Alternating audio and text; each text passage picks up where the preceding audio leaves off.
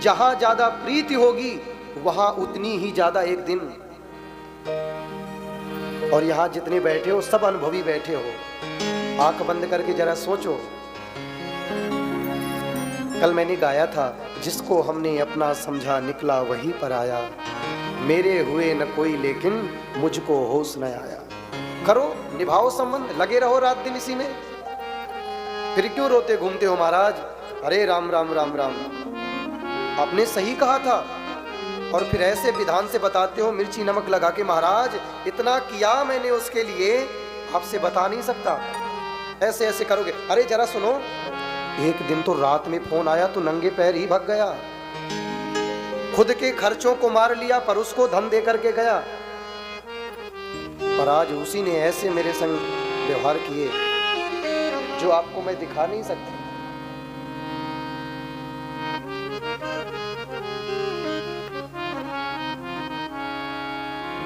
मैं अपनी जिंदगी का अनुभव कहूंगा, बाकी आप सबका जीवन है, आपको जो समझ में आए महाराज आप वो करना।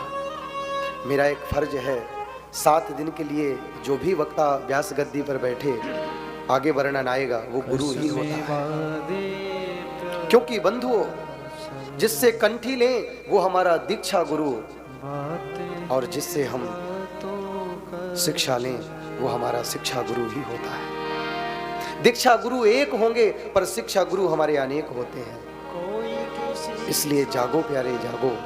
अगर नहीं जागोगे ना तो स्वयं आपको ही दुखित होना पड़ेगा। मेरा क्या है, अपने राम तो हरदम मस्त रहते हैं। आना है सो जाएगा, राजा रंग फकीर। कोई सिंहासन चढ़ चला और कोई पड़ा है महाराज बंधा यहीं जंजीर। सबसे एक दायरे का संबंध निभाइए, एक दायरे का प्रेम करिए, अपनी बात को कहिए। अगर समझ में आ जाए सामने वाले को तो ठीक है, अगर नहीं समझता तो यहां से नहीं, साष्टांग प्रणाम करके आगे बढ़िए। समय वेस्ट मत करिए प्यारे।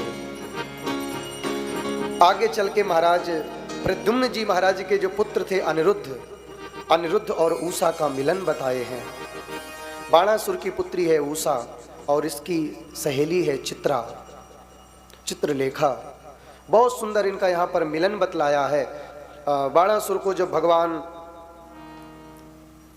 मारने के लिए आए, और क्यों आए मारने के लिए?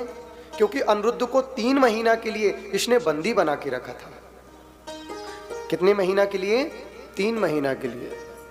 भोलेनाथ ने इसको वरदान दिया था कि जो तुझे मारेगा बाणासुर, उसको मुझसे युद्ध करके गुजरना पड़ेगा। एक बार के लिए भोलेनाथ मूर्छित हुए, मूर्छा खुली। भोलेनाथ कहते प्रभु आप क्यों मार रहे हो? तो प्रभु कहते देखो इसने मेरे भक्त को, मेरे पुत्र को इसने बंदी बना लिया। बोले आप इसे नहीं मार सकते। बोले क्यों नहीं मार सकता? बोले आपने वरदान दिया था। प्रभु तो अचंभा में पड़े, वरदान तो मैंने किसी को नहीं दिया, एक को दिया था, वो था मेरा भक्त प्रहलाद। महादेव ने याद दिलाया, देखो प्रभु